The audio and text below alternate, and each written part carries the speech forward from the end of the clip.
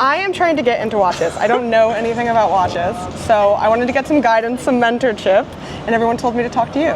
Oh, very well. And I asked you to also bring me to some places. We're in Lower Manhattan, we're in Chinatown, and tell me about the shop. Well, welcome. This is one of my favorite watch shops, especially because you could like walk in and try on a watch. And if you're not a watch expert, or if you're new to watches, it's very important to try on watches, see what speaks to you.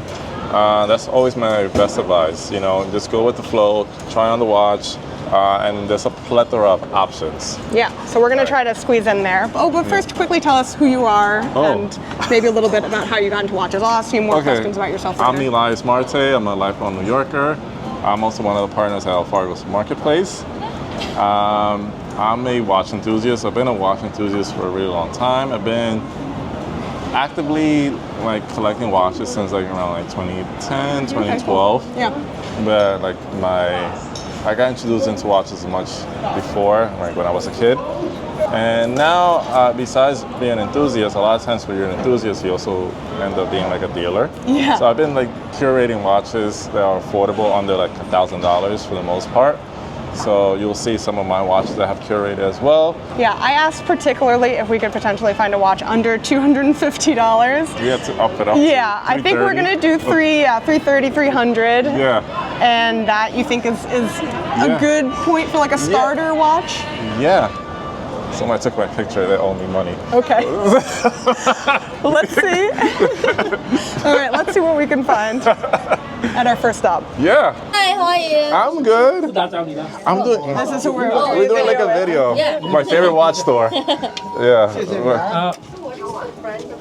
Where's most of your watches that are under 300? Under 300? Yeah. Because we all mix. I know. Yeah. If you point me, I need to pay out. Extra price. It's okay. Okay, no worries. They do look around here.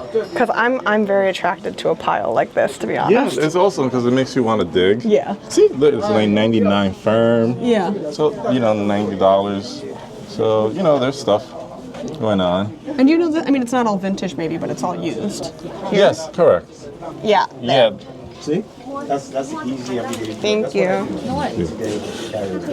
It's cute. Yeah, and the patina is amazing. The patina's really cool. It's how much is it though?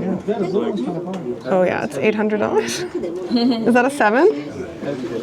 Let's check. $800, yeah. Oh. Can we check out Hamilton. the Blue Seiko over here? Yeah, 1 second. And then this one is That's how you do it. You gotta. $275. My expensive taste. That's what it gets you. Where's This one's $455. Let me see, is that? What, Hamilton? It's Harm? I can't see it actually. Harmon? Harmon. You know that brand? I'm not familiar with them. There's so many brands that they're funked out. That's crazy. Right, they probably don't even make these anymore. No. I like that. I don't know, the way the very graphic style, I guess, for the numbers. Yeah. Old typeface. $355. We're getting closer. Wow, that's actually a sick watch. I like it a lot. It's sick. It's tiny though. They'll have to make it bigger for me. This is $298. This win hour. This is a. That's cute. Yeah. It's very old. Also, has a nice patina on it. Yeah. If with something like this, would you clean it, or you kind of like that? I'll keep it. You like the natural kind of wear? People like stuff like that. Yeah, I think for me, I already have this very casual silver one. In my mind, I feel like I should go for something a little fancier, a little a leather number. But I do love this one. That's nice. I love something like a little funky shape. Could you make it bigger so I could try it on? Yeah. Thank you. I actually don't like it on my wrist that much. Yeah, no worries. Okay. Thank you. Felt like we were taking up that spot for too long. And then you can always get the cool, expensive stuff here. Oh yeah. So this is the expensive corner. Yeah. And it's still an amazing selection because you could go from a watch that's $180 to a watch that's $60,000. Right here. Yeah, and you can try it on. And if you have $60,000, you could walk out with it and don't need to be on a wait list or whatever. Do you want to check out the other spots? It's a little less busy. Thank you. Thank you. Bye. What's on your wrist? Patek? So yeah, that's your first stop. Yeah, since I already have a really good relationship with them, Yeah. I go there more. They have, I mean, so many watches. Chen is cool. They're both Chen because they're siblings. but Yeah. Oh, Chen, okay. Yeah, but Chen is cool. He could be a little bit rude. Oh, okay. I don't think he's rude because I don't think that. Yeah, well, I also think, when you're a but- New Yorker, I think you have a different and acceptance. if you're not new to watches and jewelry, he's very raw. So he's like working outside. Yeah. He like cigarette. Okay. I like that vibe. You like that vibe? Yeah, I'm So down for like that. he just Oh yeah, hello. yeah. So Yeah. so there's a little bit more organized. So you have like the Yeah. tags. You don't have to ask for every watch, Yeah. which can be nice for some people. Is there any kind of watch that you would recommend for people who are just getting into watches?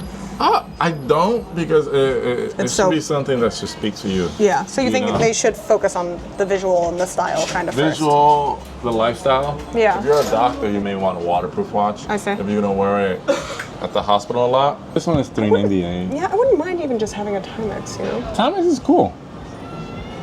I don't love the strap on this one particularly. No, I don't like the strap on it. I don't mind the face, but I don't like the strap. But it's 180, and then how much is a new metal strap? It varies. It depends. It depends. Yeah. Because you could get very cheap or you could go like next level. Right. Yeah, I'm really into these ones with a lot of patina. Well, that's a Rolex. I'm into this one. It's a Rolex. Yeah.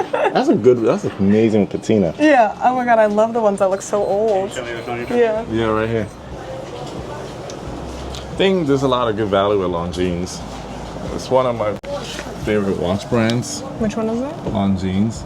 It's a mid-market brand. Okay. So it's not high market. Yeah. But they made so much stuff and they have really good records keeping. So like if you have like a Longines from the 50s and 60s, You can find information on it. you could actually go to the spot and like they probably can find like paperwork and like where it was brought and all that stuff. So they're really good at record keeping. Yeah. The catalog is very wide, so they made amazing Art Deco watches and they make stuff with like gem settings, so like with the diamonds. Unfortunately, the other one I like is $980. Expensive tastes. This is kind of cute. Is it another Rolex? I need to stop looking at the Rolexes. That's the Rolex section. I need to go away from I there think so. to something else. How many watches do you have in your possession right now? In my personal collection? In your personal collection and to sell? Personal, I have like 40. Okay. 40 or 41. And then to sell, I think like 44. Or, Oh, okay. It's like equal. yeah, which is hilarious. But I'm buying watches every day, so it's if you check my photo gallery, it's just watches. Yeah, because I'm always talking. It's not a hobby. It's a lifestyle. Now it's a job. Now it's right. It's a side hustle. It's a side hustle. Do you feel like there is any sort of more technological aspects of watches that I should know when I'm buying? Well, if you're buying a watch, ask has it been serviced or not. Okay, that's If it's battery powered, that's a very easy fix. Yeah. Because like putting new batteries is like $10, $15. yeah. Sometimes you gotta do the whole movement, but it's not gonna be as expensive compared to a manual Right. watch because it's all gears and they gotta lubricate it and they gotta find all the little like gears components. And if you take a watch apart, it's Yeah. a whole different level. So the watch I have on, Yeah, I actually don't even know. it's probably battery powered. Probably battery powered. Yeah, it's quartz. So Yeah. it says quartz. Quartz means battery powered. There we go. It's water resistant. So It's very, yeah. I mean, this is my, like, I wear it every day. I don't think about it. yeah, so this is a 10 bar, so you could shower with it. Yeah. I don't know NBD. why people shower with the watch, but it's a whole different thing, right? But yeah. Right. So this is like a, working horse. Yeah. I mean, I got it for Yeah. $40. I'm not too worried about Yeah, it. you're good. You could get caught in a rainstorm. As long as you got the crown pushed in, Yeah. Then it's pretty sealed. yeah, then And then this watch, which I just gave to a guy to look at, It's my- Chen. grandmother's watch, and he said that it essentially has to be set every day, so it's a manual. Is that what that means? We're listening for gears, I assume. Yeah. Yeah. So this is got some more intricate internal workings. Yeah. And it essentially doesn't, so it doesn't keep time well if you don't set it every day, is the idea. Well, if you don't set it, it's not gonna run. So you gotta wind it a few times, and then it starts running. It should last you like a day, Okay. and then you do that the next day. But that's the exciting part of a manual watch. Oh, it's exciting. When you wake up and like, oh, I gotta set my watch on every day. So it's like a nice little routine. So it's a nice little discipline routine. Yeah, okay. So that's the magical thing that Apple Watch can't do. Oh, okay. Side note. The cameraman is wearing an Apple Watch, getting a lot of flack for it. But it's true. Yeah, so I mean, I only have a couple of watches. Obviously, a couple that I picked up in Japan, just like kind of junk watches. Yeah. Because I wanted to, play with a little before I dropped some cash. Yeah. Some bling bling. Yeah, but I mean, this Gucci maybe, but I'm still looking for a watch that I feel like I can wear with like a suit, to a wedding or something like that. Yeah, so I think the best way is just like try on watches in person. If you have buddies with watches, or friends. Hey, I like this watch. Do you mind if I try it on? Yeah. Try on watches is the best way, because then you know what works. You don't need to buy it and then be upset if it doesn't fit you, or if you don't like how it looks on you.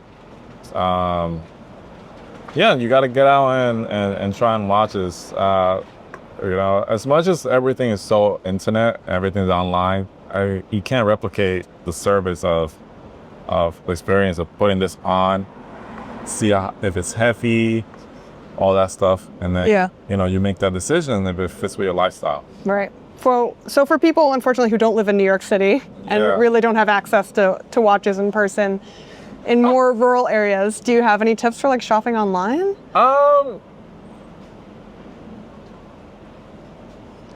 Get good. Yeah. That's what happens when someone lives in New York City their whole life. Yeah, best city ever. May have to roll the dice and buy a watch. Okay. And there has to be, wherever you are, there's definitely watch places. You go to an antique spot, a jewelry store, there's watch places everywhere. Yeah. You gotta try it on. Have you ever bought a watch off of like eBay or anything? What? I brought so many watches off eBay, off Instagram. But you've been in the game so long. I'm on WhatsApp with these vendors, like, just send this, let me wire the money. Like, I haven't, So you're taking a chance. I'm rolling the dice, like, I don't know. But it is rolling the dice. I am rolling the dice. They didn't want to do PayPal, they want some other payment. I'm like, don't scam me. Yeah. Okay, so sometimes you have to take your life. This is literally the gallery. This is like every 10 minutes. But there are people you work with and well, vendors and I trust my vendor. We build a relationship. But, every now and then, like, you find something you really like, checks off the boxes, and it's like not in New York, and it's probably like a good price, so you're gonna buy it. Right. Worst case scenario, like you lose some money, or whatever, you get burned, but that's how I see it. If you scam me, you scam me, but like if you didn't scam me, now you're getting a good customer because I buy a lot. Right. A scam is a one-time thing, because one-time thing. You're actually the one who's losing because you're not gonna see me. Right. The thing I keep realizing is that I see a watch, even if I see it here and I haven't tried it on, I may like it. Yeah. And then as soon as I put it on my wrist, I'm like, actually, I don't like it on.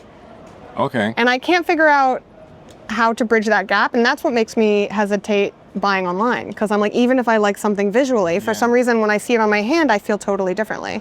Well, I guess throughout the years, you're gonna gain experience. Yeah. Trying on different watches and different shapes, but it's still very important just trying on a watch in person if it's just things that you may not see. But I'm wondering, like, if I figured out over and over again, like, okay, I like this length or this width of watch or this width of strap, and then I knew that, and then I could sort of, compare it to the measurements that were on a watch online, that would maybe regulate my expectations a little bit. You'll eventually find requirements, dimensions, that's like the perfect point. Yeah. And then you probably float around there. Okay. So besides, the Watchman width, you want to do like lug to lug. It's from like here to here. So it's like the hinge almost. Yeah, so that's how you know how much space sits on this bone. Okay. So that's lug to lug measurement. So you think, I mean, in terms of knowing wash measurements is like having a favorite pair of pants. You can see what you have and what you like, and then you can compare that to other measurements. And you're like, well, if I like this one, I'll probably like this other one. For the most part, because then, you know, obviously if it's round, but then like if it's oval, ellipse shape. Right, then you're dealing with all sorts of different things. Yeah, so like square watches or rectangular watches, I love the most. So this. You like rectangles? I love a rectangular watch. Yeah. So I love a tank style watch. So I think they're great for like dress watches or like. Or, this one's really cute. That's a great watch. It's one of my favorites that I still have in my collection selling for sale. It's great value. The Omega DeVille tanks. Yeah. Price wise is under $1,000, and you get really good value wise compared to like a Cartier tank. It's the same plating, actually. The plating is same style. Now, if you were to go less expensive, this is a great watch, which I'm probably gonna sell like by next week.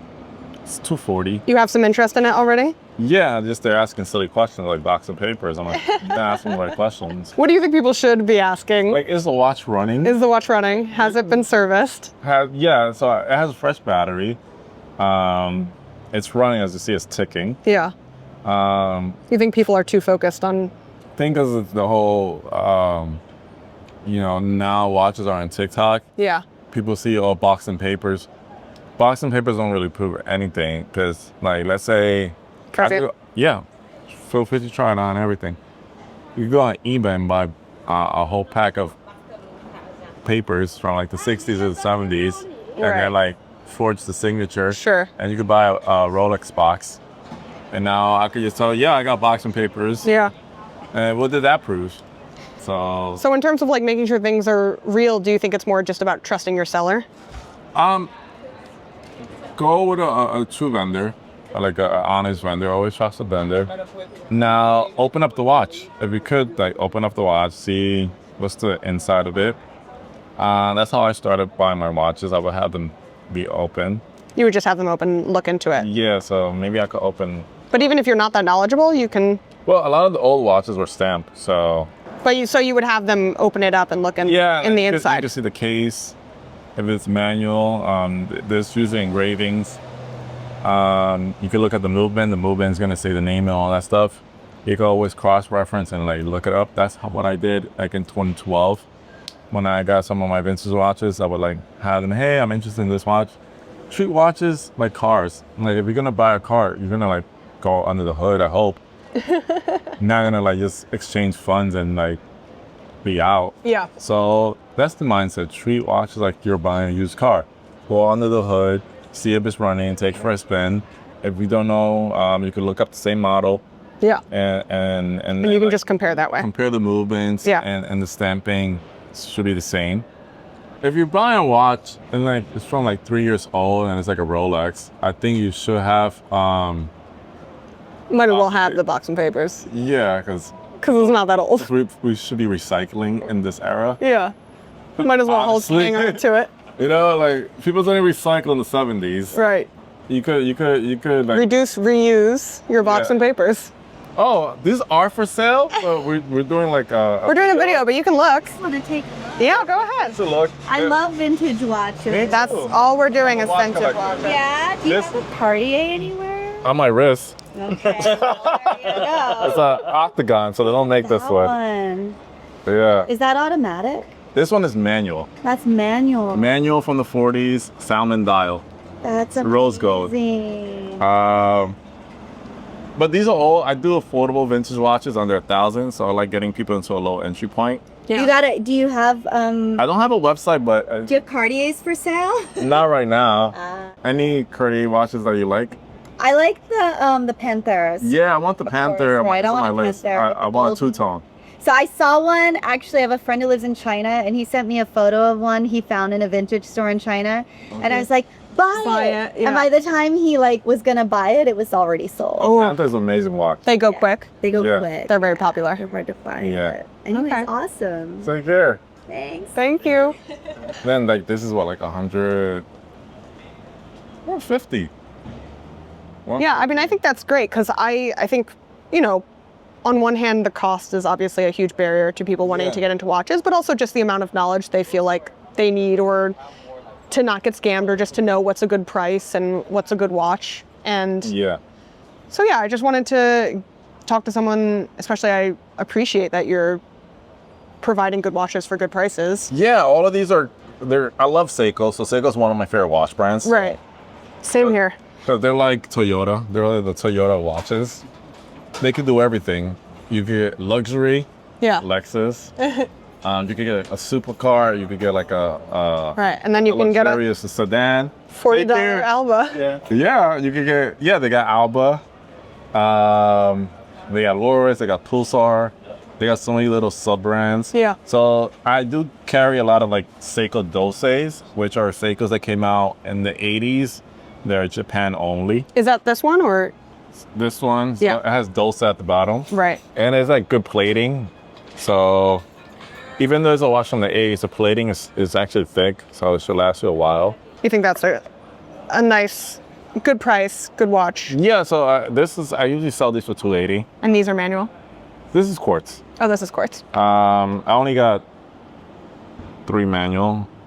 The Omega was like an Omega for $425 is insane. Okay. And then the Bulova, which and then the one she was looking at. And then the Elgin, so those are the only manual ones. Yeah, it's more so, you know, it's easier if you have this watch and a year or two it stops running because the battery died, you just spend $10 and just get a new battery. Compared to like it stops running, you get it diagnosed, and then you gotta spend like $400 to get a service. Oh really? It's that much money? It could be a little bit less, but it could be, you know, like $300 or $400. I have a legit question. Is there any reason why someone would want a manual over an automatic? There's a lot of purists that prefer manual. And that's just like the whole thing? Manuals, if we're gonna be like, let's talk green, if we're gonna have that conversation, it doesn't get more green than having a watch that's all mechanical. You mean like in terms of the environment? Yeah. Right, batteries are bad. The components we have to like mine for batteries are bad. Yeah. This watch is nearly 100 years old, and you whine it, and then, you know. No, you don't. You making trouble. He's behaving. Troublemaker. He's behaving. I was watching. Behaving. You gotta show them the dog. Robbed you. He's very cute when he's smiling. He robs trains. Blacklow New Yorker over here. Mugs trains. Loved her. I'm gonna hide behind you. So yeah, it doesn't get more, you know, better for the environment than a watch that has been running around 80 years. She's got that. I have vintage watches. Primarily, most of them. Oh, man, if you were here 20 years ago, this old fella here would have lost your mind in the shop. Really? Oh man. Yeah, it happens. I remember when junkies would drop dead in my hallway. It's great. Smell that. I seen that. It keeps the rent down. Smelling it. Dude. Fucking. Oh my God. And then when I was a teenager, I got my own spy. Bye. Oh my God. He has a Maine license plate. Lower insurance. Oh. It's New York. Also, covered in parking tickets. Yeah. Did not once mention it, notice it. Care. Awesome. Just to recap, Quartz Quartz is battery power. is battery powered. Easy entry point to buy for cheaper the most to part. fix. Cheaper to fix for the most part. Yeah. There's very But bad rare, for the environment. Very rare. This battery. Yeah. You know. Yeah, if this is battery, so it'll be bad for the environment. 'Cause Yeah. obviously, you're replacing a battery every 2 years. I still think it's not as bad compared to like an Apple Watch, but Totally. just saying, it's a bigger battery, but and you got to charge it. Oh yeah, don't you got to charge an Apple Watch like every night? Yes. So yeah, so you're consuming electricity. Like this is not doesn't need to be charged. See, I'm in a bubble. I live in vintage world, so Yeah, you're so like, like what? I had to ask, do you have to charge those Yeah, things? you have to charge them. So you consume electricity, and then manual is like, you know, this definitely will outlast me. Okay.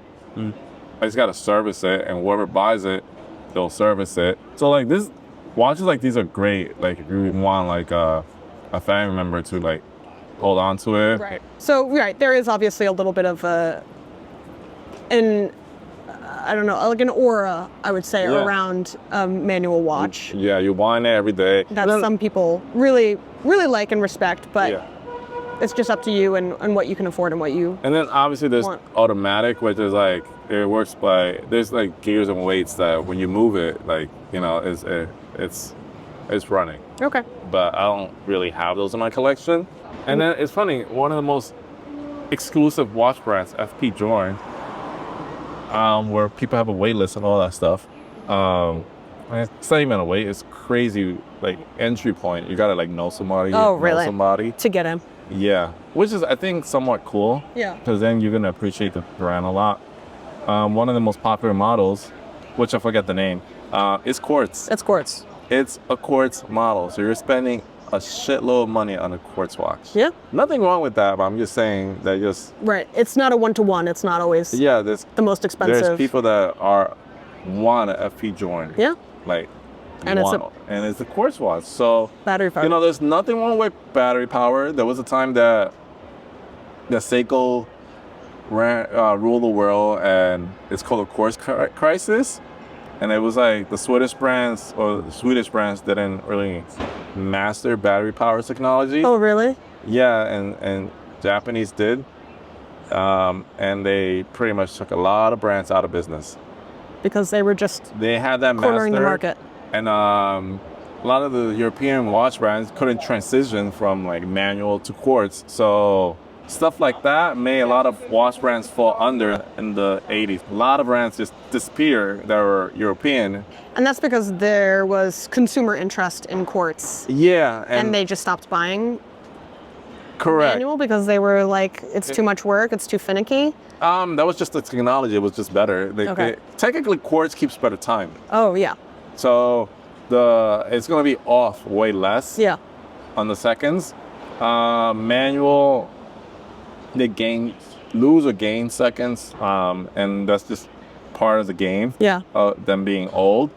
But quartz watches are way more accurate time-wise. So it's like the future of watches. Yeah. So. But I feel like there's a real appreciation for vintage right now and manual. Do you feel like it's equalized a little bit, or? I feel it's more because a lot of people go crazy on the craftsmanship. Yeah. But then I don't, because they're like the case is blank. Yeah. Or whatever. It's not like open case back, so I don't really care about that kind of craftsmanship. That's not my concern either. Yeah. But most important, know your dimensions, know your lug to lug, all that stuff. Know how it sits here. On your wrist. Yeah. All right, thank you. You're welcome.